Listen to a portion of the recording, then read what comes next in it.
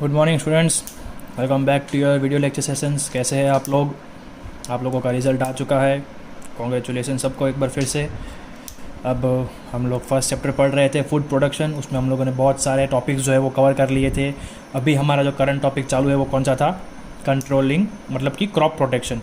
हमें हमारे क्रॉप्स को बचाना कैसे है, किससे बचाना है। तो हमने देखा था 3 चीज़ों से बचाना है, वीड्स, पेस्ट एंड डिजीज़। उसमें हमने लास्ट वीडियो में वीड्स के बारे में पढ़ लिया था। वीडीसाइड्स यूज़ करते हैं हम, जो प्लांट्स हमें नहीं चाहिए फिर भी हमारे फील्ड में ग्रो हो रहा है उसे हम क्या बोलेंगे? वीड्स बोलेंगे। और ऐसे प्लांट्स को रोकने के लिए जो हम दवा डालते हैं या फिर जो केमिकल यूज़ करते हैं, दिस इज़ कॉल्ड वीडीसाइड्स। अब बाकी के जो टॉपिक रह गए थे हमारे, उसे कंटिन्यू करेंगे, जो थे हमारे कंट्रोलिंग पेस्ट एंड डिजीज़। तो अब पेस्ट क्या होता है और डिजीज़ क्या होती है वो हम देख लेते हैं, और उसको कंट्रोल करने के लिए हम क्या कर सकते हैं वो भी देख लेते हैं। तो birds and pests are controlled this way. अब क्या होता है, हमारे फील्ड में बहुत सारे जब प्लांट्स ग्रो होते हैं तो बर्ड्स जो होते हैं वो ग्रेन्स को खाने आते हैं, जो कि हमारे फील्ड के लिए बुरा होता है, क्योंकि वो अभी तक ग्रो हुए नहीं है और वो उसको बीच में ही तोड़ के फेंक देंगे। तो उसे हम बचाने के लिए क्या करते हैं, हमारे फील्ड में अलग अलग जगह पर हम स्केयर क्रो डाल देते हैं, जिसे हम हिंदी में बोलते हैं या गुजराती में बोलते हैं चाड़िया, राइट। हम लोग एक पुतला बनाते हैं जिसके ऊपर मटका रखते हैं, उससे क्या चिड़िया और सब देख के उसको डर जाते हैं। तो birds are scared away, right, they can be control this way. हम लोग हमारे फील्ड में स्केयर क्रो लगा देंगे। अब हम बात करते हैं पेस्ट्स की। तो पेस्ट कौन कौन से होते हैं? Birds are generally scared away but chemical are used for pests. अब बर्ड जो है वो डर के भाग जाएंगे। पेस्ट को आपको भगाने के लिए या फिर आपके प्लांट्स, मतलब आपकी फील्ड में जो आपने क्रॉप ग्रो की है उसको बचाने के लिए आपको यूज़ करना पड़ेंगे कुछ केमिकल्स। कौन कौन से पेस्ट होते हैं जिसको हमें हमारे फील्ड से दूर रखना है? रेट्स, आपको पता है रेट्स होते हैं, इंसेक्ट्स होते हैं छोटे छोटे जो आपके प्लांट्स को खा जाते हैं। और तीसरा होते हैं फंगाई। आपको पता है फंगी क्या है? हम लोगों ने सोइंग सीड्स के बारे में जब बात की थी हमारे 2-3 वीडियो लेक्चर्स पहले में, जब सोइंग सीड्स हमारा जो दूसरा टॉपिक था, जब हमने उसकी बात की थी तब हमने ये फंगी के बारे में पढ़ा था। रिवाइज कर लेते हैं वापस से क्या होता है वो। तो जो केमिकल हम इन पेस्ट्स को कंट्रोल करने के लिए यूज़ करते हैं उसे हम क्या बोलते हैं? Pesticides. They are controlled by chemicals called pesticides. मतलब कि इन पेस्ट्स को हम लोगों को मारना है, हमारी फील्ड से दूर रखना है, तो उसके लिए हम जो केमिकल यूज़ करते हैं उसे हम क्या कहेंगे? पेस्टिसाइड्स। अब पेस्ट में 3 अलग अलग चीज़ होती है। रेट्स, ये रेट, स्नेक, ये सब रोडेंट्स में आते हैं, ठीक है, जो ज़मीन पर चलते हैं, जो कि ना बहुत छोटे होते हैं ना बड़े एनिमल्स होते हैं, right. They are called rodents in English. Insects आपको पता है छोटे छोटे होते हैं, उसे हम इंसेक्ट बोलते हैं। और फंगी जो है वो एक माइक्रो ऑर्गेनिजम्स है। तो तीनों की कैटेगरी अलग अलग है। तो अब हम जब केमिकल कंबाइनली यूज़ करते हैं उसे पेस्टिसाइड बोलते हैं, कि भाई हमने किसी भी पेस्ट को यूज़ मारने के लिए जो केमिकल यूज़ किया उसे पेस्टिसाइड बोलेंगे। बट तीनों को मारने के लिए अलग अलग हम लोग केमिकल यूज़ करते हैं जिनके अलग अलग नाम है, बट वो है क्या चीज़ originally? They are called pesticides. देख लेते हैं। Insects are controlled by insecticide. अब हमें इंसेक्ट को मारना है तो उसके लिए हम जो केमिकल डालेंगे उसे इंसेक्टिसाइड बोलेंगे। बट इंसेक्टिसाइड है क्या? एक पेस्टिसाइड है, राइट। तभी आगे बढ़ते हैं। Rodents by rodenticides. अब जो रेट्स, स्नेक्स, ऐसे जो एनिमल्स है जो हमारे फील्ड को ख़राब कर रहे हैं, उनको हमें रोकने के लिए जो केमिकल यूज़ करते हैं उसे क्या बोलेंगे? रोडेंटिसाइड्स। तो आपने देखा इंसेक्ट के आगे साइड लगा दिया, इंसेक्ट को बचाने के लिए इंसेक्टिसाइड्स, रेट्स को बचाने, मतलब कि रेट, स्नेक जो रोडेंट्स है उन्हें बचाने के लिए रोडेंटिसाइड्स। और अब हमारा तीसरा था फंगाई। तो fungus is controlled by fungicides. ये हमने बात की थी सोइंग ऑफ सीड्स के टाइम पे, कि हमारी मिट्टी में जो माइक्रो ऑर्गेनिजम्स डिजीज़ फैलाते हैं, जो फंगस होता है, उसे बचाने, उसको रोकने के लिए, उससे हमारे क्रॉप्स को बचाने के लिए जो हम केमिकल डालते हैं, दिस इज़ कॉल्ड फंगीसाइड्स। तो ये था हमारा पेस्ट और डिजीज़। पेस्ट को कंट्रोल करना और डिजीज़ को कंट्रोल करना। डिजीज़ कौन फैलाता है? माइक्रो ऑर्गेनिजम्स, जिसमें क्या होता है? बैक्टीरिया और फंगी होते हैं, जिसको हम मारने के लिए क्या यूज़ करेंगे? फंगीसाइड यूज़ करेंगे। बाकी के जो बर्ड्स होते हैं वो आप जनरली स्केयर क्रो, मतलब कि चाड़िया आपके फील्ड में लगा के आप उससे बचा सकते हो, आप बर्ड्स को डरा सकते हो। रही बात इंसेक्ट्स और रोडेंट्स की, तो इंसेक्ट्स के लिए हम यूज़ करेंगे इंसेक्टिसाइड्स, रोडेंट्स के लिए यूज़ करेंगे रोडेंटिसाइड्स। और ये तीन बच्चों क्या है? पेस्टिसाइड्स है, क्योंकि ये तीन चीज़ क्या है? They come under the category of pest, ठीक है, कंफ्यूज नहीं होना है। अब ये सब यूज़ करने में एक नुकसान है हमारा, वो क्या होता है? ये जब हम केमिकल डालते हैं तो हमारे प्लांट्स को बाहर से इफेक्ट नहीं करता है, ठीक है। हमने डाला है इंसेक्टिसाइड तो वो आजू बाजू के इंसेक्ट को ही मारेगा, ये तय है। लेकिन उस इंसेक्ट के मरने के बाद वो केमिकल वहीं ज़मीन में रहता है। तो कभी कभी वो ज़मीन के अंदर भी उतर जाता है, जो न्यूट्रिएंट समझ के प्लांट ले लेगा। अब प्लांट ने ले लिया तो हम उस प्लांट को खाएंगे तो वो केमिकल हमारी बॉडी में जाएगा, हम बीमार पड़ेंगे। चलो प्लांट ने उसको नहीं लिया, वो ऊपर का ऊपर ही रहा, ज़मीन के अंदर नहीं उतरा, और हम लोगों ने खेत में पानी छोड़ा और वो पानी धुल के सारा कहाँ चला गया, बारिश आई तो सारा पानी धुल के कहाँ चला जाएगा, तालाबों में चला जाएगा, नदियों में चला जाएगा, जिसमें केमिकल हम लोगों ने ये डाला था दवाई, तो वो भी पानी को क्या कर देगा, प्रदूषित कर देगा। It can cause disease. तो अब ऐसा ना हो उसके लिए क्या करना चाहिए, अब हमें दोनों चीज़ एक साथ करनी है, हमारे प्लांट्स को भी बचाना है और इन दवाई से हमें नुकसान भी हमारी खुद को और ना ही पानी को होने देना है। तो what we can do is, अभी साइंटिस्ट लोग बात कर रहे हैं एक नए चीज़ की, this is called biological control.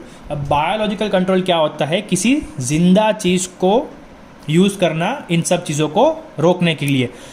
ऊपर जो हमने यूज़ किया पेस्टिसाइड, इंसेक्टिसाइड, रोडेंटिसाइड, फंगीसाइड, ये सारे क्या थे, केमिकल्स थे, ठीक है, ये कोई जिंदा चीज़ नहीं थी, देवर केमिकल्स। बट अब हम क्या करेंगे, किसी जिंदा चीज़ को डालेंगे हमारे क्या बोलते हैं फील्ड में, किसके लिए, इन सब को रोकने के लिए। तो आपको पता है अर्थवर्म जो होता है वो क्या करता है, मिट्टी के अंदर जाता है, मिट्टी खाता है, राइट, और मिट्टी को अपने बॉडी में से वेस्ट निकालता है। तो उस मिट्टी के साथ साथ वो क्या खा जाता है, माइक्रो ऑर्गेनिजम्स भी खा जाता है, मतलब हमारा फंगस और बैक्टीरिया का प्रॉब्लम सॉल्व हो गया। बट अब स्नैक्स और रेट्स, इनको कौन खाएगा, ठीक है, इंसेक्ट्स को कौन खाएगा। तो इसके ऊपर अभी क्या चल रहा है, साइंटिस्ट लोग थोड़ा they are searching in an way, ठीक है, वो लोग कोई नई चीज़ ढूंढ रहे हैं। These chemical pesticides are non-biodegradable and can affect plants and humans। अब बायोलॉजिकल कंट्रोल हमें क्यों यूज़ करना पड़ता है, तो ये जो हमने पेस्टिसाइड यूज़ किया, दे आर नॉन बायोडिग्रेडेबल, मतलब कि वो अपने आप ख़त्म होता नहीं है। जैसे कि प्लास्टिक, ठीक है, वो सालों साल तक रहता है हमारे प्लांट में, हमारे ज़मीन में, और वो जाता नहीं आसानी से। तो क्या हो सकता है, वो हमारी ज़मीन को ख़राब कर सकता है। And can effect plants and humans. अब प्लांट्स को भी इफेक्ट करेगा, अगर प्लांट ने उस केमिकल को ले लिया, फिर उस प्लांट को हम खाएंगे तो हमें भी तकलीफ होगी। तो हम क्या कर सकते हैं, natural enemies are use to control pest, ठीक है। अब स्नेक्स अगर है तो स्नेक को नेचुरली कौन मारता है, मंगूस, तो हम उसे यूज़ कर सकते हैं। रेट्स को कौन मारता है, स्नेक, तो ऊपर से स्नेक भी हमारे लिए तकलीफ है। तो अभी हम क्या कर रहे हैं, हम लोग मतलब कि साइंटिस्ट, तो scientist are still working on some methods. तो साइंटिस्ट अभी भी सोच रहे हैं कि ऐसा कौन से एनिमल्स को हम यूज़ कर सकते हैं, या फिर ऐसा कौन सा हम मेथड बना सकते हैं जिससे हमारे क्रॉप्स को केमिकली नुकसान भी ना हो, हमारा ये पेस्ट जो है वो कंट्रोल भी हो जाए और उससे पॉल्यूशन भी फैले नहीं, ठीक है। तो अभी उसके ऊपर इन्वेंशंस और डिस्कवरी और जो है वो काम चल रहा है, ठीक है, एक्सपेरिमेंट्स आर गोइंग ऑन। तो अभी हमारे पास रिलायबल सिर्फ एक ही चीज़ है, वो है हमारा पेस्टिसाइड्स, जो कि हम लोग लार्ज स्केल पे यूज़ करते हैं। बट इन नियर फ्यूचर उसे हमें बंद करना पड़ेगा, क्योंकि वो ज़्यादा ही हमारे ऊपर इफेक्ट होता है। अब क्रॉप प्रोटेक्शन के बाद हमारा नेक्स्ट टॉपिक है हार्वेस्टिंग। हार्वेस्टिंग क्या होता है बच्चों, देख लेते हैं। The process of cutting and gathering crop is called harvesting. अब हमने ज़मीन को समतल कर दिया, हमने न्यूट्रिएंट्स ऐड कर दिए, हमने बीज बो दिए, हमने इरिगेशन कर लिया, हमने क्रॉप प्रोटेक्शन भी कर लिया। अब हमारे प्लांट जो है वो एकदम अच्छी तरह से ग्रो हो चुके हैं। तो अब उन्हें हमें क्या करना है, फील्ड से निकालना होगा, ठीक है। उस प्रोसेस को हम क्या बोलेंगे, हार्वेस्टिंग बोलेंगे। तो हार्वेस्टिंग जो है वो दो तरीके से होता है। पहला तो people in old days use sickle. Sickle आपको पता है क्या होता है, वो एक राउंड शेप का आता है जिसके पीछे वुडन का हैंडल होता है, जिससे हम लोग क्या करते थे, प्लांट्स को कट करते थे। अब क्या होता है मॉडर्न डेज में यूज़ होता है हार्वेस्टर। हार्वेस्टर एक मशीन होता है, अगर आप जो प्लांट्स ग्रो हो चुके हैं उसके ऊपर चला दोगे, ठीक है, तो वो सारे क्या होते हैं, ज़मीन से निकल के उस मशीन के अंदर आ जाएंगे। उसे हम क्या बोलते हैं, हार्वेस्टर बोलते हैं। आपकी बुक में पिक दिया हुआ है हार्वेस्टर का, आप देख सकते हो। Sometimes harvester can be combined with other machines to clean the grain and is called combined harvester और कंबाइन। अब हमने जैसे सोइंग में देखा था कि हार्वेस्टिंग करने के बाद हमें हाथों से बीजों को डालना पड़ता है, ठीक है, तो जो कि बहुत ही हेक्टिक प्रोसेस हो जाता है, हम थक जाते हैं कि इतने बड़े फील्ड में अगर हाथ से बीज बोने जाएंगे तो इंसान थक जाएगा।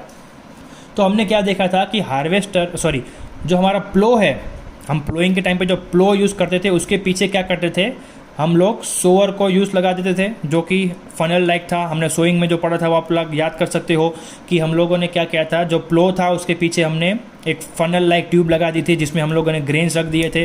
तो जैसे ही प्लो से ज़मीन निकलेगी तब हमारा एक बीज जो है वहाँ जाके गिर जाएगा, जो कि ना बहुत ऊपर रहेगा ना ही बहुत ज़मीन के अंदर रहेगा, ठीक है, जो हमने कन्वीनियंट देखा था। तो सिमिलरली यहाँ पर भी क्या है, हार्वेस्टिंग के टाइम पे अगर आपको अब हम लोगों ने खेत से ग्रेन्स निकाली है तो उसे साफ़ भी करना पड़ेगा, तो वो भी अलग प्रोसेस हो जाएगी। तो सब कुछ साथ में हो जाए उसके लिए आप क्या कर सकते हो, इस हार्वेस्टर के साथ ऐसा मशीन लगा सकते हो जो ग्रेन्स को निकालने के टाइम ही साफ़ कर दे। तो वो जो हार्वेस्टर बना वो क्या होगा, कंबाइंड हार्वेस्टर, मतलब कि दो चीज़ों को कंबाइन करके वो बना है, तो उसका नाम नेचुरली क्या होगा, कंबाइंड हार्वेस्टर, ठीक है। अब ये कौन सी प्रोसेस होती है क्लीनिंग की, वो हम देख लेते हैं जो ये कंबाइंड हार्वेस्टर करता है। वो दो प्रोसेस है, एक है थ्रेसिंग और दूसरा है विनोइंग। तो स्टूडेंट्स, थ्रेसिंग मतलब क्या होता है, the process of separating grains from grains after harvesting. अब हमने हमारे एक फील्ड में से क्रॉप्स तो निकाल लिए, बट पूरा का पूरा जो प्लांट है वो हमारे किसी काम का नहीं है, उसके ऊपर जो ग्रेन्स लगे हुए हैं वो हमें चाहिए, राइट। तो उसे हमें क्या करना पड़ेगा, उस क्रॉप्स उस प्लांट से अलग करना पड़ेगा, जिसे हम बोलते हैं थ्रेसिंग। तो आप वो तीन चीज़ों से कर सकते हो। पहला, आप उस पूरे के पूरे बंडल को ज़मीन के ऊपर पटक सकते हो, मतलब कि हार्ड सरफेस पे आप अगर उससे पछाड़ पछाड़ करोगे तो वो जो ग्रेन्स है वो अपने आप अलग हो जाएगी। दूसरा, आप क्या कर सकते हो, आप ज़मीन के ऊपर उस क्रॉप्स को रख दो और उसके ऊपर आपके कैटल जो है, गाय भैंस, उसको एक बार चला दो, तो उसके वजन से भी क्या हो जाएगा, वो जो आपकी ग्रेन्स है वो निकल जाएगी और आपको जो प्लांट नहीं चाहिए वो आप सेपरेट कर सकते हो। तीसरा, हमने बात की थी आगे थ्रेशर की, जो मशीन होता है आप हार्वेस्टर के साथ लगा दो, तो जैसे ही क्रॉप जो है वो हार्वेस्टर ज़मीन से निकालेगा तभी बाजू में जो थ्रेशर लगा होगा वो भी आपकी ग्रेन्स को क्या कर देगा, अलग कर देगा, और प्लांट जो है वो आप थ्रेशर में से निकाल के ही डायरेक्टली क्या कर सकते हो, सेपरेट कर सकते हो। ये हमने बात की ग्रेन्स को निकालने की, कि जो पूरा प्लांट ग्रो हुआ है उसमें से सिर्फ ग्रेन्स निकाल ली हमने। अब हम बात करेंगे विनोइंग की। तो विनोइंग क्या होता है, उस ग्रेन्स में से दानों को अलग करना, मतलब कि जो गेहूँ होता है उसके ऊपर वाइट कलर का कवर होता है, फोतरा जिसे हम बोलते हैं, राइट। गेहूँ, जब अब सबके घर पे गेहूँ आ गए हैं, हम सब ने समर में यही किया है, मैंने भी किया है, आपने भी किया होगा, गेहूँ को साफ़ करना पड़ता है, ठीक है, मम्मी बिठा देती है सुबह से। तो उसमें क्या करना होता है, जो गेहूँ होता है उसे निकालना होता है, जो कंकड़ आ गए उसे साफ़ करना होता है। तो वो जो वाइट कलर के होते हैं ग्रेन्स के कवर, वो साफ़ करने की प्रोसेस को क्या बोलते हैं, विनोइंग बोलते हैं।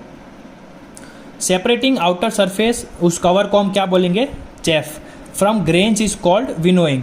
तो ये क्या होता है, जब खेत में ये हो जाता है हार्वेस्टिंग और थ्रेसिंग, उसके बाद क्या करते हैं फार्मर लोग, उस ग्रेन्स को एक हाइट पर से नीचे फेंकते हैं। तो ग्रेन जो वज़नदार होती है वो ज़मीन पर गिर जाएगी, और ये जो फोतरे होते हैं चेफ, वो क्या होंगे, उड़ जाएंगे हवा से। तो ऐसे साफ़ होती है, लेकिन सारे के सारे चेफ जो है वो उड़ जाते नहीं है। यही रीज़न है कि जब हमारे घर पर गेहूँ आता है तो उसे हम फिर से साफ़ करते हैं, राइट। ये था हमारा topic number last, second, harvesting. अब हमारा लास्ट टॉपिक जो है वो है स्टोरेज। अब हमने सब कर लिया, विनोइंग भी कर लिया, हमारे पास ग्रेन्स भी अच्छी आ गई। अब उस ग्रेन्स को हमें स्टोर करना है, हमें उसे संभाल के रखना है। तो वो कैसे करेंगे, तो cereals and pulses can be stored for longer time than fruits and vegetables. Cereals यानी ग्रेन्स, पल्सेस यानी कठोर। ग्रेन्स यानी क्या होते हैं ग्रेन्स में, गेहूँ, चोखा, बाजरो, this all comes in grains. और पल्सेस यानी कठोर, दैट मीन्स चना, मग, तुवेर, this all comes in the category of pulses. तो ये जो दो चीज़ें हैं वो आप क्या कर सकते हो, लंबे टाइम के लिए स्टोर कर सकते हो in comparison with fruits and vegetables. हमें पता है कि अगर हमारे घर पे कोई फ्रूट और वेजिटेबल आया है तो मैक्सिमम अगर हम फ्रिज में रखेंगे तो 2 से 3 दिन, ठीक है, उसके बाद उसे हमें खाना पड़ेगा, यूज़ करना पड़ेगा, वरना वो बिगड़ जाएंगे। जबकि हम लोग गेहूँ जो है वो साल साल तक भर के रख सकते हैं, कठोर जो है वो भी हम 1, 1.5, 2 साल के लिए रख सकते हैं, राइट। तो हम दोनों की स्टोरेज प्रोसेस देख लेते हैं। ग्रेन्स मतलब कि सीरियल और पल्सेस कैसे स्टोर होते हैं वो देख लेते हैं। तो they are first dried to blow away the moisture. अब जब वो खेत से आते हैं तो पहले तो उन्हें सुखाया जाता है धूप में। क्यों? क्योंकि उसमें अगर थोड़ा सा भी पानी रह गया है तो वो क्या हो जाएगा, इवापोरेट हो जाएगा। क्योंकि पानी जो है वो मॉइस्चर जो है, भेज जो होता है, वो ऑर्गेनिजम्स को ग्रो होने के लिए सूटेबल एनवायरनमेंट देता है, ताकि हमारे ग्रेन्स में क्या होगा, रोग चाड़ा निकल जाएगा, ठीक है। हमारे जो डिजीज़ होती है जो प्लांट्स में वो ग्रो हो सकती है। तो हमें क्या करना होता है, उस पानी को सबसे पहले इवापोरेट करना होता है। फिर क्या करना होता है, then they are stored in earthen और मेटल पॉट्स। या तो उसे हम मिट्टी के बर्तन में स्टोर करते हैं, मटके टाइप में, या फिर उसे हम कोठी में स्टोर करते हैं जो कि मेटल्स की होती है, कन्वीनियंट कोठी होती है। अब सबके घर पर यही होता है, एक बड़ा सा पीपड़ा होता है, राइट, मेटल का होता है, एल्यूमिनियम या स्टील या आयरन का। उसके अंदर हम क्या करते हैं, गेहूँ को, मतलब कोई भी ग्रेन्स को हम स्टोर कर देते हैं।